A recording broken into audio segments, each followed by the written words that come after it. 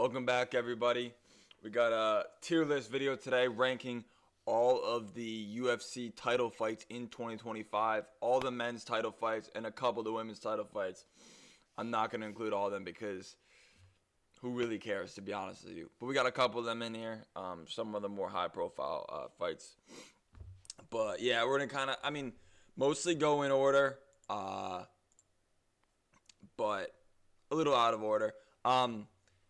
Really, the ranking is mostly just based off of entertainment value, like just how entertaining it was overall, taking into account if there's a finish, how quick it was. Best S tier being war. Doesn't have to necessarily be a war, but you know what I mean, with it being there. So starting first, let's start off the year with Islam Makhachev versus Renato Moicano. In January, it was, January 18th. With Armin pulling out, obviously unfortunate. Moicano stepping in on short notice. We didn't expect too much. The fight pretty much went how we thought it was going to go. That one moment where everyone thought Renato Moicano dropped Islam Makhachev. Obviously, he just slipped. But we thought Moicano dropped him for a second there. But it went how we thought it was gonna go. I'm putting that right in B tier. It really quick finish was like 3 minutes in, 2 minutes in. Islam with the Darce. I've been working on his Darce at Jiu-Jitsu with that different hand placement. It's very interesting. I like it so far. But yeah, moving on. Umar versus Merab. This was, I think, Merab's first defense of the year. This was same card in January. Got his year off to a good start. I thought this was a good fight. I enjoyed it. It was fun. Not the best fight ever, but it was super high pace. Strikes being thrown, a lot of takedowns. I enjoyed it. I thought it was a good fight. Merab winning. It was. What if I go like this? Oh shoot! Come on. There we go. Yeah. Listen. I enjoyed this. I'm gonna put it high B tier right now. It wasn't like the craziest fight you'll ever see, but at the same time, I enjoyed it. I thought Merab had a good performance. He was a giant underdog. Looking back, it really is the craziest thing that he was like plus 300 or something. It was absolutely insane that he was that big of an underdog. But moving on, Dricus du Plessis versus Sean Strickland. This is a disappointment to me. I thought Sean won that first one. We're going into rematch. I'm like, I don't know. We gotta make some adjustments, and no adjustments were made. We went in the fight though with we had staff on our shoulder. We broke our nose in the fight. It happens. I want another rematch. We want that belt. We want Hamzat. But overall, looking at that fight, truthfully, not great. The whole card kind of sucked. They did not stack that card. That one was in Australia, I think. They kind of screwed over Australia with that card. Not too good. That is going in. I'm going to put it C tier, but it's like low C tier. Oh, you can't see my cursor. Hold on. All right, I'm back. You can see my cursor now. I'm going to put, it's like a low C tier for the time being. Moving on, we got UFC. I think this one right here, I think, was 313 with Ankalaev and Pereira. Overall, not like the greatest fight. It was all right. Going in, we're all like the wrestling with Ankalaev. He's going to take him down. Didn't even take him down. Yet he still won. Pereira went in with norovirus, 3 broken legs, and a broken collarbone, and a broken skull, and all that stuff. And we saw what happened in the rematch. But this first fight, it was a bit of a dud. It was a bit of a letdown. It was close. It was competitive. But it wasn't the best performance from Pereira, which kind of took away from it. Like he didn't look good. He seemed off. It was still a decent fight. I'd still put it above Dricus and Sean just because it was kind of competitive.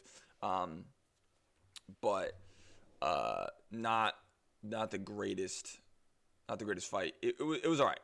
It wasn't a complete like dud. Now we got a good one.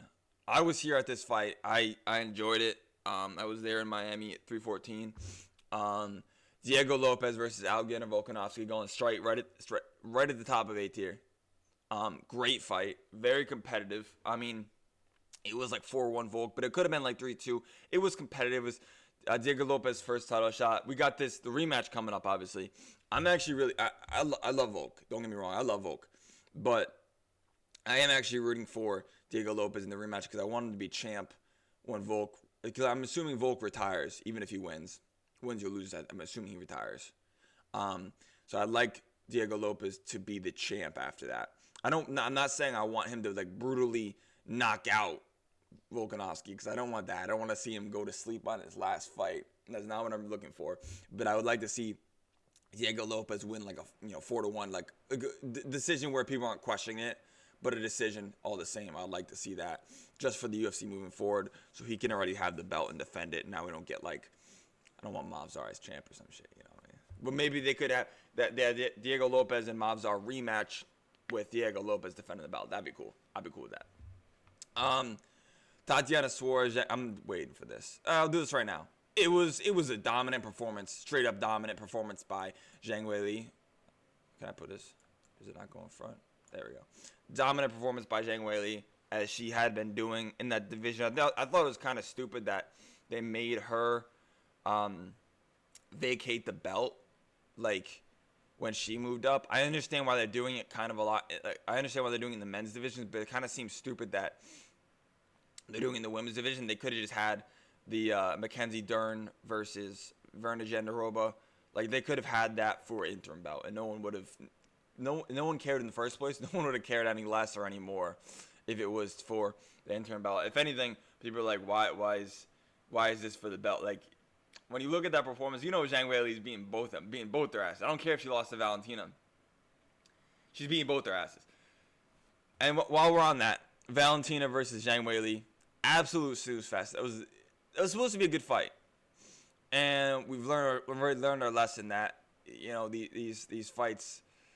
I mean, Valentina, she's a good fighter, but just at this point in her career, she doesn't like look to finish fights at all. She's just overall just trying to get the win, trying to edge out the win. She's making good money. There's no point in putting yourself in a position where you have a chance of like getting knocked out or anything.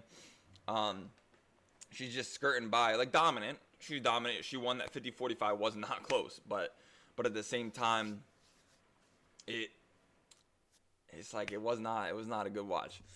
Della Maddalena versus Belal Muhammad, one of the more underrated fights of the year. Everyone was not looking forward to this, or most people weren't looking forward to this when it first came out. At least like the casuals, if I want to say that. But it was a scrap, bro. It was a scrap. It was going right up in A tier. It was a scrap. Della Maddalena putting on one of his best performances ever, stuffing a lot of takedowns. That fight in itself gave like so many people confidence, including myself, to thinking he was gonna beat Islam Makhachev. Obviously didn't. But that fight gave many people, including myself, confidence that he was gonna beat Islam Makhachev. And it's just like, just how good is Islam, or just how bad is Belal? We just saw Belal lose to Ian Gary, who I think is very good. I think Ian Gary is a very, very good fighter, one of the top 5 easily in the welterweight division. But that fight, good one. Merab versus O'Malley 2. I think finished in the 3rd round or 2nd round. It was a good fight. I'd put it high B tier. They were scrapping a bit, and then Merab getting the sub. I don't think people were expecting that. Without he normally doesn't have that finishing ability, but yeah, got that. It wasn't exactly a darch. It was weird. I forgot the exact submission it was, but impressive. People were saying like, nah, Merab ain't winning the first one, and then going to the second one, he was a giant favorite, I think, or at least a big favorite, and got the submission off, 2nd or 3rd round. Good fight. High B tier. I think he's deserving. Juliana Pena versus Kayla Harrison, kind of similar to that one. I'm gonna put it it's kind of like this. Like it's like one of these fights where it's a pretty quick submission, just dominant. I think Caleb beats Amanda Nunes. I'm looking forward to that fight though. That's coming up. But I do think Caleb Harrison beats Amanda Nunes. When they fight, I think they fight is that in the first card of the year or second? I'm not 100% sure. But Caleb Harrison versus Juliana Pena. Good fight. Caleb Harrison, one of the best women's MMA fighters right now. Super fun to watch. Just dominant, massive lady. Ilia Topuria versus Charles Oliveira. Listen, I got to take my bias away from this. It was an impressive performance, but I do think Charles kind of gave him that knockout. At range, throwing that right hand out there, he just left himself completely open. He gave it straight. Just gave it to Ilia Topuria to just be like, here's my chin, bro. All the same though, it was an impressive knockout. But I'm gonna put that. Listen, I struggle to put like first round instant knockouts. Like, there's fights that I find more entertaining than that, right? Like I could put up here like, wow, like something like, wow, that was crazy and entertaining. I'm gonna put it. I'll put it up here. It was entertaining. But it wasn't like the most entertaining thing you can possibly have happened. I think like a war where like, who was it last week? It was Iwo versus Iwo, where they both get 2 knockdowns in the first round. I think that's more entertaining than that first round knockout. But I mean, the first round knockout's a first round knockout. You can't complain about it. Alexandre Pantoja versus Kai Kara France. Dominant performance. My man Alexandre Pantoja, dominant performance. Rear naked choke, round 3, I think. Going A tier. Listen, Alexandre Pantoja is always fireworks. On the feet, walking forward, walking you down. Walk him down. Yeah, I mean, Pantoja in flyweight in general seems to always be fireworks. But that fight, just a dominant performance out of Pantoja. Super entertaining, I thought. It kind of just shut him up. Shut up the doubters. But yeah. This is another one. Holloway versus Dustin Poirier. I know it wasn't for like a real belt, but I do think it was super entertaining. I mean, they both knocked each other down. It was a Dustin Poirier's retirement fight in Louisiana. I think that's as entertaining as it gets, really. Like that's really up there. I'll put it behind Charles versus Ilia. I almost want to put it ahead of it because it was 5 rounds of entertainment. But I'll leave it behind it right now. It was a super entertaining fight. Sad to see Dustin retire. Max Holloway now versus Charles Oliveira in March, I think. Or was it February? I can't really remember, to be honest with you. It's either February or March. But I'm stoked for that fight. But yeah. This is going right. Like, this is as snooze fest as you get. I don't care. Like, that it was impressive. I'll give him the fact that, like, it was impressive. But it was not even the slightest bit fun to watch. The first round, I was kind of like, okay. He's kind of giving up the position. He's chilling out there. He's trying to maybe let Hamzat get a little tired, get a little slippery. But it was just 5 rounds of it. It was absolutely horrible. I don't know. I really don't know anyone, maybe besides Hamzat's groupies, that enjoyed that fight. But even then, they're lying to themselves and saying that was entertaining. It was not entertaining. It was just impressive. It was dominant. It was not entertaining. It was dominant. There's a difference. I mean, you can be dominant and entertaining, but yeah, which we'll see later. But I thought that was absolutely horrific. Alex Pereira versus Magomed Ankalaev 2. Listen, the doubters on Alex Pereira after that first fight, I was not one of them. I picked Alex Pereira in that one. I picked him by like late finish or decision because I didn't think he was going to get Magomed Ankalaev out of there like he did. But all the same, we had all the doubters, and Alex Pereira coming out there, round 1 knockout. Boom, bonk, hit him in the head. Just like, not even on the chin, not even on the temple, just straight up in the head, and just set Magomed Ankalaev, he was lost in there, bro. Grabbing at legs, dropping elbows on him. It was a great performance. Truthfully, round 1 knockout for Alex Pereira. Alex Pereira is as entertaining every time he gets in there. Even when he lost to Ankalaev, he was the one that was making it kind of entertaining. And, that's what we expect from a guy like him. Corey Sandhagen. No coffee. Corey Sandhagen versus Merab Dvalshvili. I thought this was one of Merab's more entertaining fights of the year. He dropped Corey Sandhagen. I think it was round 2. He dropped Corey Sandhagen. Just kind of put a beating on him. And listen, we thought that was going to happen. It was one of his better fights. More entertaining. He dominated Corey Sandhagen. I think it was, 49-46 or 49-45, because I guess I had that 10-8. Put an ass whooping on him. Merab Dvalshvili. I know he lost to Petr Yan, which Petr Yan dominated, but I still don't understand how we can't give Merab Fighter of the Year. I still think he deserves to be Fighter of the Year. He had 3 title wins this year.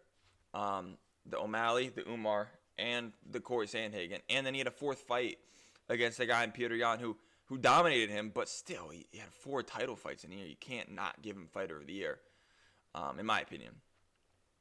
Cyril Gane versus Tom Aspinall. I'm going to put it here.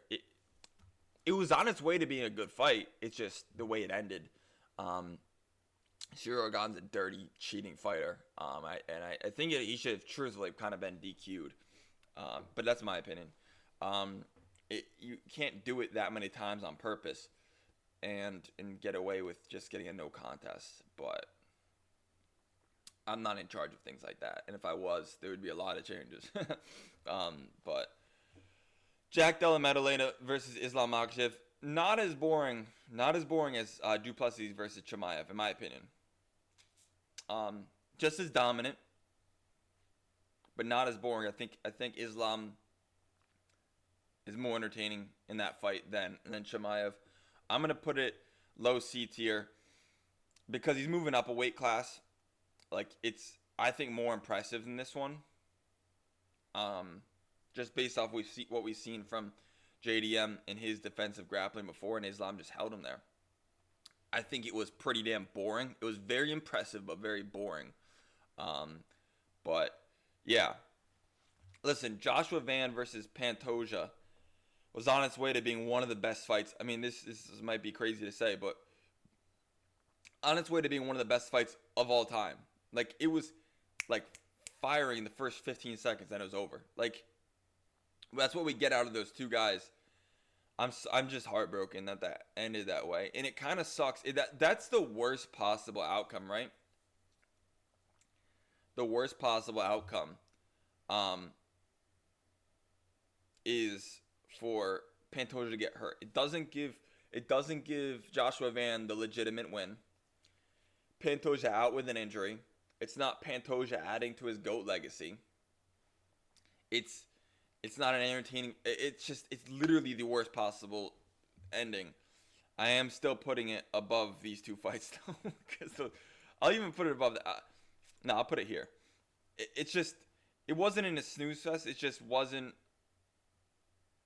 It just, you can't properly really rate it anywhere just because how it ended.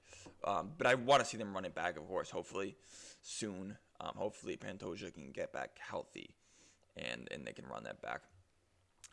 Petr Yan with his beatdown, his absolute beatdown. But I do want to say, he definitely won, 49-46, 50-45. He pretty much won every round. But Merab did hit him quite a bit. It was dominant, but it wasn't one-sided, if that makes sense. It was dominant, but not one-sided. I'm going to put this right up there here. It was super. I mean, put it here. I think it was super, super entertaining. Oh, that puts them all perfect. 4 and 4. I need to have every one of them. Listen, Merab got beat up, but it was an entertaining fight all the same. You can have a beatdown with it being relatively competitive. I mean, not that Petr Yan didn't dominate him. He absolutely dominated him.